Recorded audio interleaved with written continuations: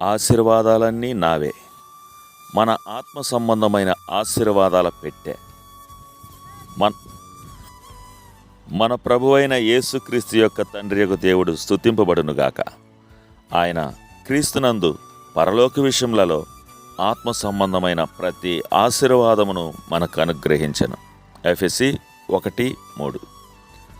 జీవితానికి కావలసిన ఆశీర్వాదాల సంపూర్ణత గురించి మనం జ్ఞాపకం చేసుకోవడానికి తరచుగా మనం ఈ వచనాన్ని ప్రస్తావిస్తుంటాం. మనకు అవసరమైన ప్రతి ఆత్మీయ ఆశీర్వాదం క్రీస్తులో ఉంది అనే సందేశం విస్పష్టంగా ఉన్నప్పటికీ ఈ వచనాన్ని విశ్వాసంతో అంగీకరించడం ఒక సవాలుగానే ఉంటుంది. క్రీస్తులో ఉన్న ఆత్మ సంబంధమైన ఆశీర్వాదాలన్నీ మనవి కూడాను అని దీని భావం. మన రక్షణ సంగ్రహంగా దేవుడు మనకు క్రీస్తును అనుగ్రహించాడు గనుక ఆయనలో ఉన్నవన్నీ మనవే. క్రీస్తులో ఉన్న అసంఖ్యాకమైన ఆశీర్వాదాల జాబితానంతటినీ ఎఫెసీ పత్రిక 1వ అధ్యాయం మనకు అందిస్తుంది. మీరు ఎవరికైనా చిన్నదే అయినా విలువైన బహుమతి ఇచ్చేటప్పుడు ఈ పాత ఉపాయాన్ని ఎప్పుడైనా ప్రయోగించారా?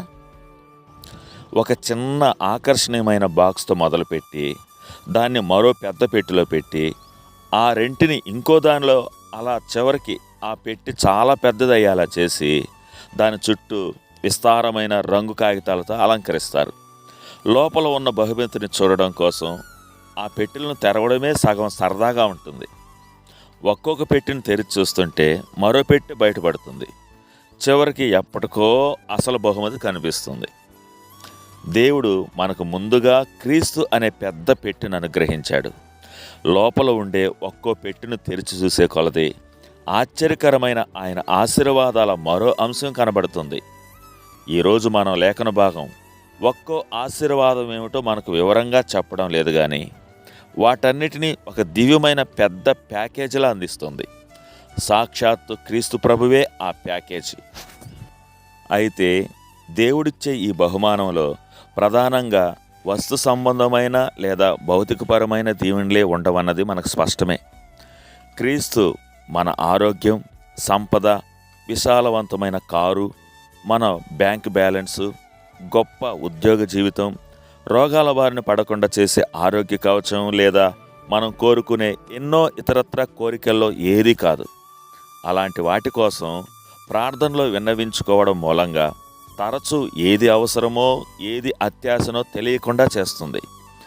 దేవుడు తన కుమారునిలో ఇప్పటికే మనకు అనుగ్రహించిన వాటికి మన కోరికలకు మధ్య ఒక విధమైన గందరగోళాన్ని ఏర్పరుస్తుంది. క్రీస్తులో ఉన్న ఆశీర్వాదాలు బలము, ప్రేమ, కృప, సమాధానం, సాత్వికము, దీనత్వము, కుమారత్వము, ఆత్మీయ వారసత్వం, ఇంకా ఇలాంటి ఎన్నో ఉన్నాయి. క్రీస్తు అనే విస్తృత బహుమానాన్ని గుర్తు చేసుకోవడానికి ఓ పల్లవి మనకు సహాయపడుతుంది. He is what he gives and what he gives he is. క్రీస్తులోని ఆశీర్వాదాలు ఆయనతో ప్రమేయం లేకుండా స్వతంత్రంగానో లేక ఆయనకు అదనంగానో ఇవ్వబడలేదు. క్రీస్తులో మనకున్న ఆత్మ సంబంధమైన ఆశీర్వాదాలకు అదనంగా దేవుడు ఇంకా ఏదో ఇవ్వాలని ఆశించేది మన అపనమ్మికే. తండ్రి, నీ కుమారునిలో ఉన్న సమస్తాన్ని నాకు అనుగ్రహించావు. ఈ ఆశీర్వాదాలను విశ్వాసంతో స్వీకరించి నేడే వాటిని మీ మహిమ కోసం, నీ ప్రజల దీవెన కోసం ఉపయోగించడం ఆరంభిస్తాను.